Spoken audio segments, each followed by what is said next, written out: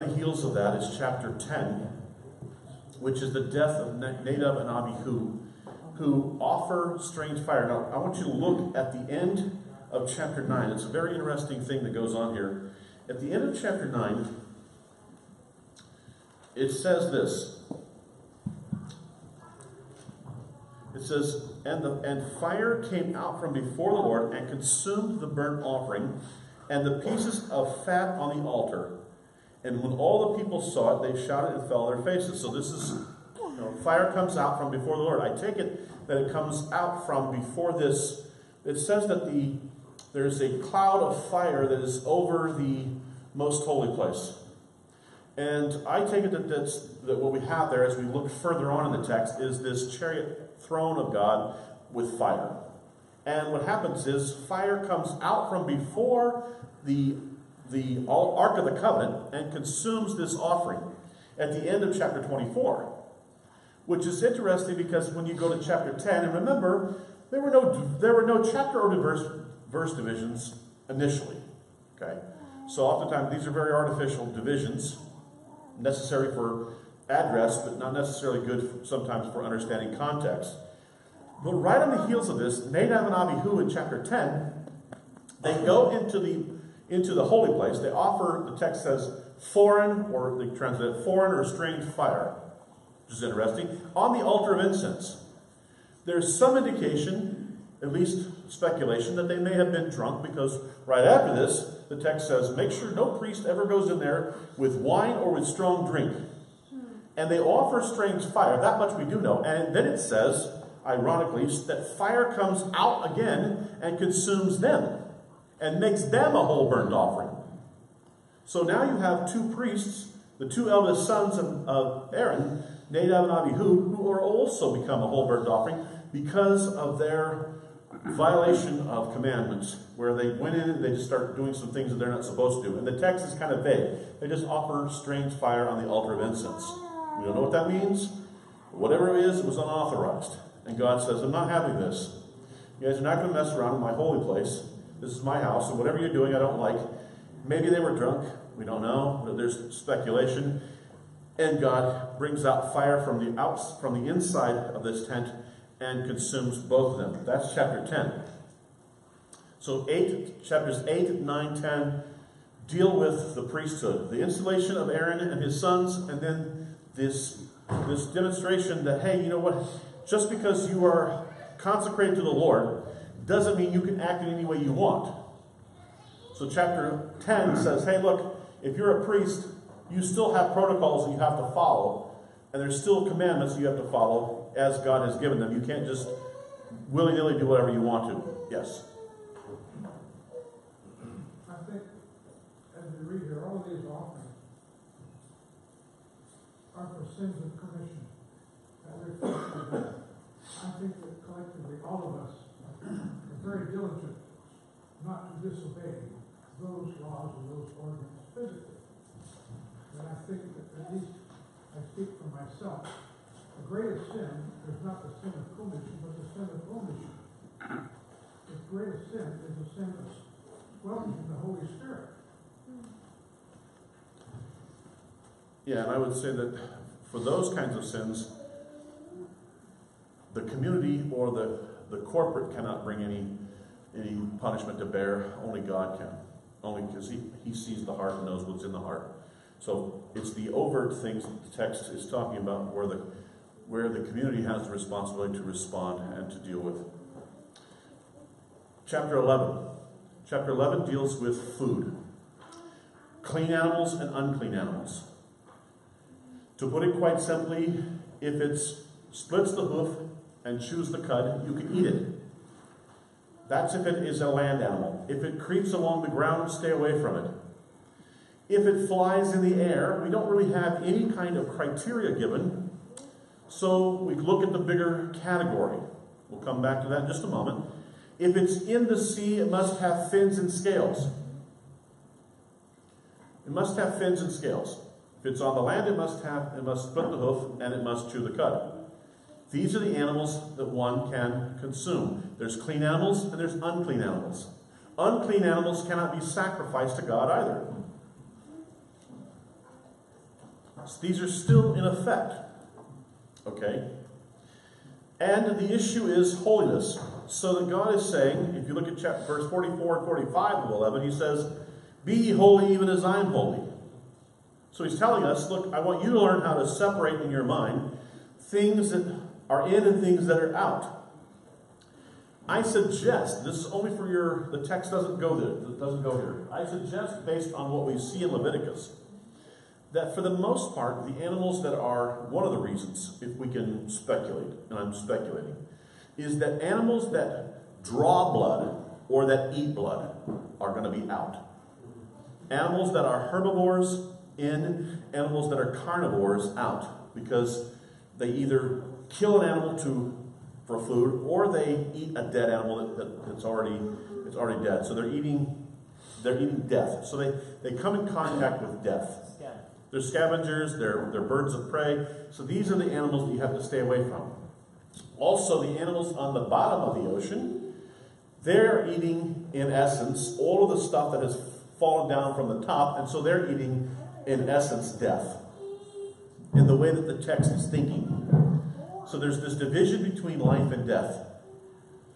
So God asks us to eat a certain way to force us to think in terms of holiness, things that are separate and things that are to be separated from. Okay, so that's chapter 11, dealing with the issues of what we eat and what we can consume as it relates to our food. And this is why, this goes back to the question Jim was asking, I see Leviticus 11 putting this holistically right here in the middle, or right here, in this issue of dealing with the tabernacle, so that our food and the food of the tabernacle kind of correspond. I would see a correspondence. That if God eats it, we can eat it. If he doesn't eat it, we should eat it. So there's this kind of tit for tat correspondence. That's how I would argue. But Chapter 12 goes into purification of a woman who has given birth. She has to bring a katat, a purification offering, whether it's a male or whether it's a female. Why? Because she has entered this liminal state between life and death. When you give birth, you enter into this possibility, this potentiality of death.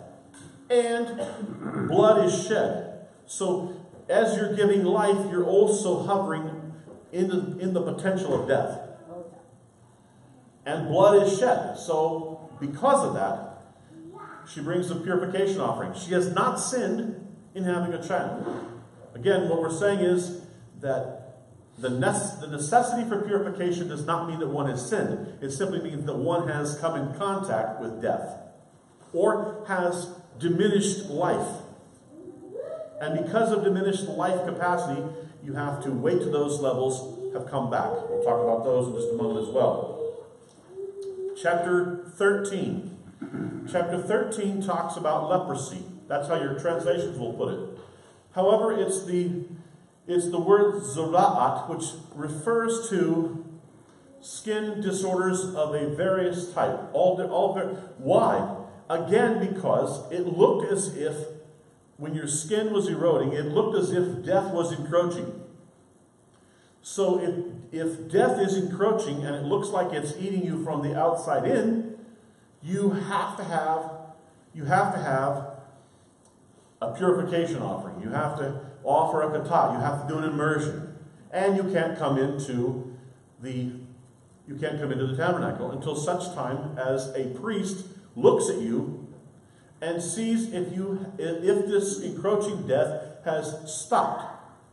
And then in that case, you can offer an offering, a purification offering, do an immersion, and then you can come back. Okay? But it should not be called leprosy, which is fascinating because in the apostolic scriptures, we see Yeshua healing those with Zera'at. And what he's doing is he's reversing the physical effects of death. So he's able to take death and reverse it and say, no, you're healed. Now so let's go through it really quick. In the Hebrew scriptures, chapter 12 of Numbers, Miriam has Zera'at and is healed. Numbers chapter 12. 2 Kings, Naaman from Syria has Zera'at and is healed. Then you have Moses who puts his hand inside his coat, pulls it out, has Zera'at, puts it back in, and is immediately healed. Those are the three cases we have in the Tanakh. Then we get to the apostolic text, and we have individuals who are also healed of Zera'at. And what does Yeshua say? When he heals them, he says this. He says, go back to the priest and tell them and take the prescription that Moses gave. I want you to go back to the temple and do what Moses prescribed.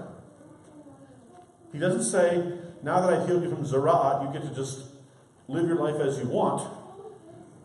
He still is saying, no, Moses is important. So in order for you to be in right relationship with me, I want you to go back to the temple and do the remedy that Moses prescribed, because this is important. This is the word of the Lord. So he's not just bypassing that. There's one and then two. Go ahead. Was there any kind of purification offering from that to deal with going to the temple or the Nazarite vow? Nazarite vow is Numbers chapter 6, so that's interesting you say that. Nazarite vow, in my estimation, was given to allow the average individual who was a non-priest the opportunity to live in a priestly status. So it gave the average Israelite, not a Levite, a potential to live in that status. So they also must abstain from wine, let their hair grow out, not touch a corpse. There were two types. There were long-term Nazarite vows, lifetime Nazarite vows, and then short-term Nazarite vows. Once you were ready to fulfill a vow, if you look at Numbers chapter 6, it lists a whole bunch. You have to bring almost every one of the kind of offerings that there are. You have to bring everything that we have in the first chapters of Leviticus. You have to bring one of each. So it's like the package that you have to bring in order to fulfill the vow. So it does connect to the priesthood in that regard. The main reason I ask is because reading Acts, he says, during his days of purification, I was in my temple, or I went to the temple where they accused me, which is the same time he's taking the 4 men to give the offering for let's do that right now. But he used the word days of purification. I need to go back and look at that. That's a good question. I need to look at the language and see where we are on the timeline. Yeah, that's a great question. I need to look. That's great. There was one up here. Yes, Henry. Did he have leprosy in the desert? In the journey? If they did, we don't have any record of it. It's not. Why did Moses bring it up at that time? I don't know. It's just, that's the only mention we have of it is with regards to, as far as I know of the text, I don't see anybody in the wilderness wanderings with it. Yeah. It seems that when you look at the curses that come upon the children of Israel, they walk away from the Lord. Within that are skin defects and diseases. And it seems to me that if he's going to stay one week to unclean, it also states that it's a return after the Shiva to become pure again. So it seems that he was just prepping, for that. Good point. I think that's a good point. Yeah, I think that has some validity to it. Yeah, I can live with that. Chapter 14. Chapter 14 deals with the remedy for Zera'at. So chapter 14 is the prescription for the remedy of Zera'at. Okay? We move to chapter 15, and it's called the Zuv or Zav, which means flow. Now, this is where it's interesting. If you look at verse 16, it deals with semen. If you look at verse 19, the normal menstrual feminine discharge, and then also prolonged menstrual discharge in verse 25. These are the texts that nobody talks about in mainline churches. So nobody's ever gonna say to you in a mainline church, please turn to Leviticus chapter 15 and let's talk about these texts. Okay? But here's what's interesting. If you don't understand this text, you don't understand in the Gospels the woman who has an issue of blood for 38 years. So Or 12 years. She's for 12 years. Excuse me, 12 years. And Luke is interesting. Luke doesn't mention it, but the other Gospels do. The other Gospels said that she had exhausted all of her money on all the doctors. Luke's not going to say that. He's a doctor. So, you never diss the profession, right? So, but she's tried everything. Then what does she do? She reaches out and touches Yeshua's tzitzit, and she's instantaneously healed. Okay, so we know that he's wearing them because she touches them. And this text makes sense of that. If you go back and read it, you don't understand why that's even important. Who would care unless you understand Leviticus chapter 15? But notice what we have. Life fluids, two major life fluids. Semen and blood. They're life. If they have exited the body, then you have to wait until the fluid levels have come back to their normal place. Then you do an immersion, and you can go back in. Why immersion? Because that's a picture of moving from death to life.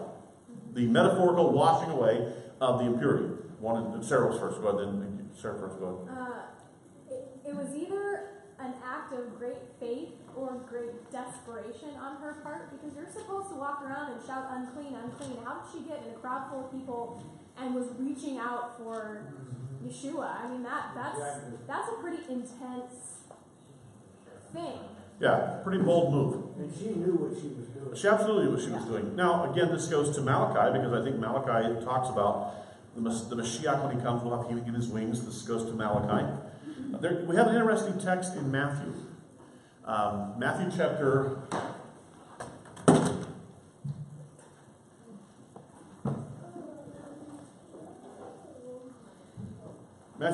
14, very end of the text. Verse 34, Matthew 14:34. When they had crossed over, they came to the land of Gennesaret, and when the men of that place recognized him, they sent out into all that surrounding region, brought to him all who were sick, and begged him that they might only touch the hem of his garment. And as many as touched it were made perfectly whole. So, in that area, they're lining people up. And letting people just line up and touch. Fascinating text. Didn't Paul, his shadow pass over, or was it Peter? The shadow passed over people when they were healed? Or am I remembering that? I don't know. We do have one instance where Paul is not able to be somewhere, and he sends a cloth that he has prayed for. And now I know where the faith healers get that. Okay, so right over here, and then right here. Sorry. Yeah, I just like after that part where she touches his tzitzit, and he stops, and it says, and he felt the power flow out of him. Yeah. Now, that is a testament to who he is, because how many of us can touch somebody else and feel any part of anything flow away from us? I mean, I know I can touch somebody else and I can feel like if you love somebody and you know that's powerful. But in order to heal somebody like that is What's fascinating is the flow stopped immediately and the impurity ceased. So it's fascinating. So he brought her to total healing. But I think it's also another reason why several times it talks about he went away to be by himself, because I'm sure that's just a tremendous strain on. Good point. All right, Mario, go ahead. The healing was not in the healing was in the faith that Yeshua would heal them. Yes. Yeshua, when the woman touched Yeshua, who touched him? He said, I felt virtue leave me. Mm-hmm. His healing power comes through the people. Right, absolutely. One minute back there, go ahead. Okay. All right, so chapter 16. Chapter 16. This is the pivotal point. This is the pivotal point of the book of Leviticus. It is literally the apex of the book. We got to move. This is the Day of Atonement. The Day of Atonement signifies that God is pushing the reset button. In other words, throughout the year, people have unintentionally come into the holy place with defilement. They have brought uncleanness in. They didn't mean to, but it has happened. So everything has to be reset. So the Day of Atonement is huge because it allows for this massive reset of everything. Everybody has to move out of the temple, out of the tabernacle, and only the high priest. And I take it, the more I study the high priest, the more I see him as a Yeshua-like figure. The more I look at him and what he can do and the things he does, he becomes, in my estimation, very much a Yeshua-like figure in the things he's able to do and the things that he's required to do. Fascinating. Read chapter 16. He has to offer a sacrifice for himself. He has to offer a sacrifice for the people, and then he must go in and he must cleanse every piece of furniture in the most holy place by blood. That gets us to chapter 17. Chapter 17, he says this in verse 11. Look at chapter 17, verse 11. And here's the key text with regards to blood. For the life of the flesh is in the blood, and I have given it to you on the altar to make atonement for your lives. For it is the blood that makes atonement for the life. So, actually, we think of blood as death, but from his perspective, it's a ritual detergent that brings back life and that cleanses us to life. So this is the point of the shmicha, of the laying on of hands, the transference, in essence, of us to this animal. Okay. So this is chapter 17. The life of the flesh is in the blood. And I have given you the blood for the altar. So that's why you can't ingest it. You're not supposed to eat it because it's a ritual detergent that actually gives you life. I don't want you using it for anything other than putting it on the altar. Yeah. It's almost like saying, I've given you the blessing of blood to redeem you. So don't basically reject the redeeming properties just to consume it. Correct.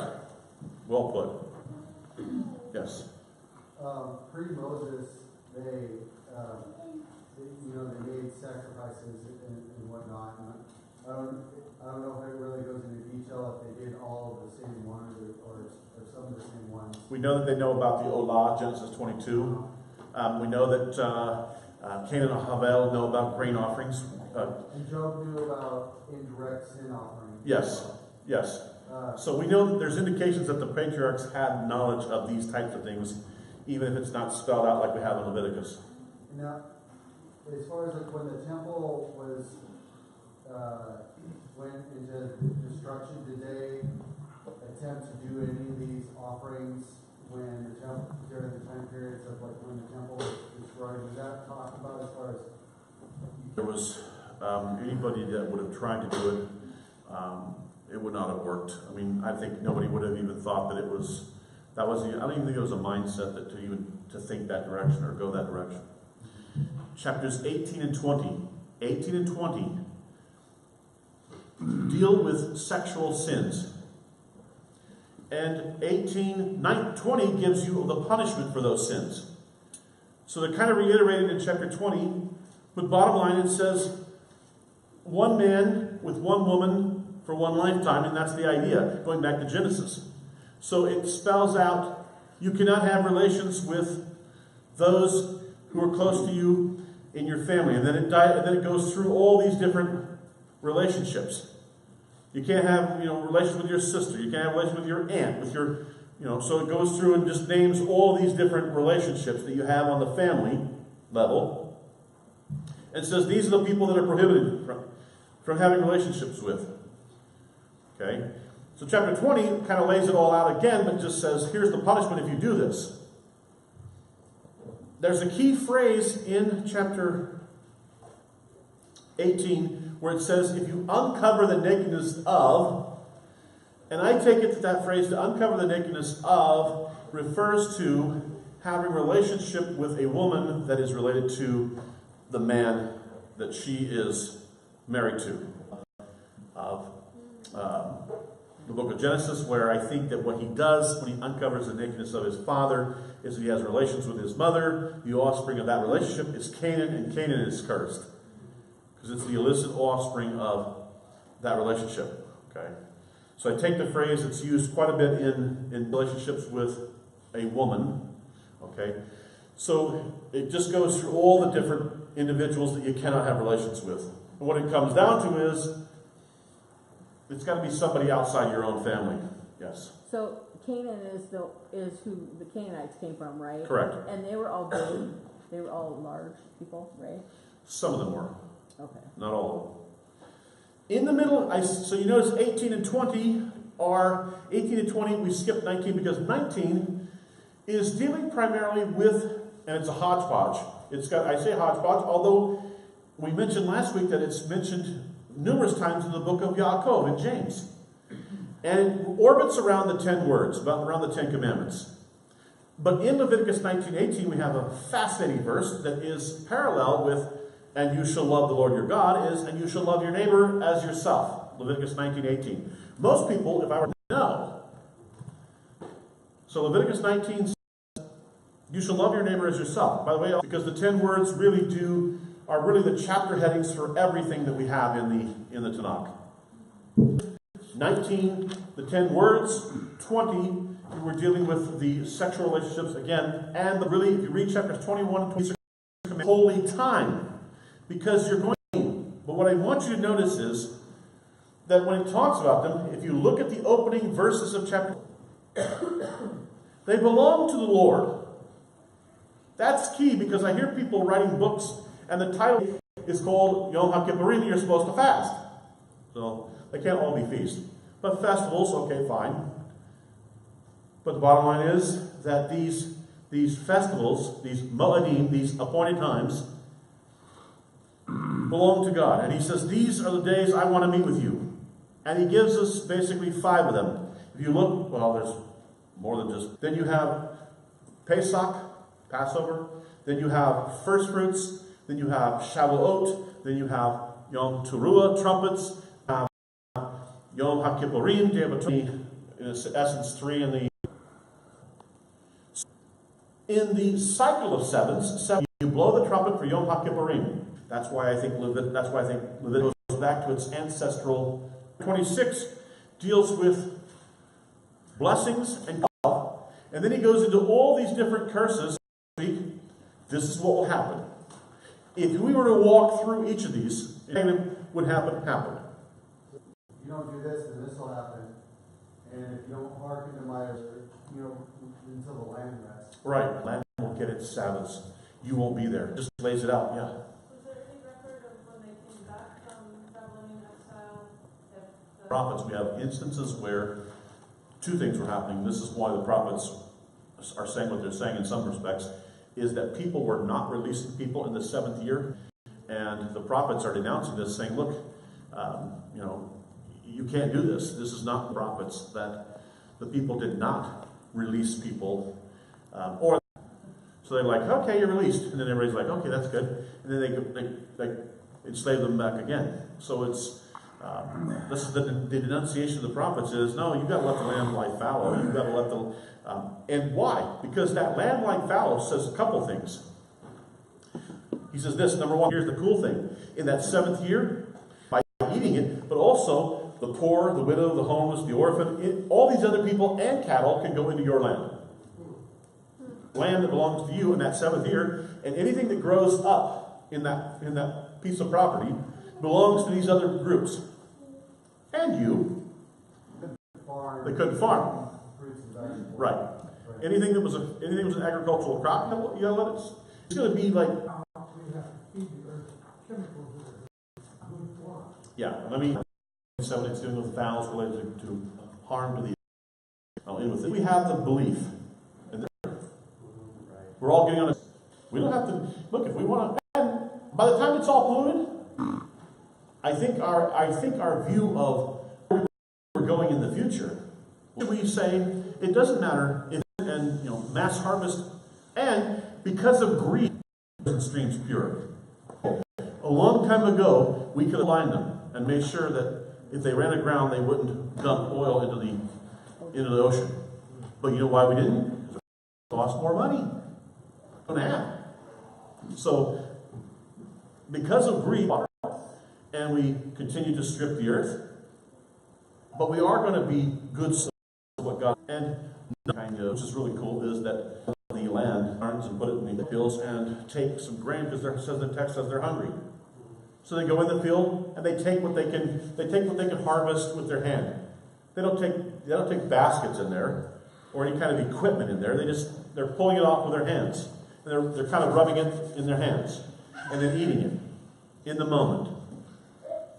So this is what's going on, and I think this is why, if you understand that, then from Leviticus, then you can see why they're allowed to do what they're doing.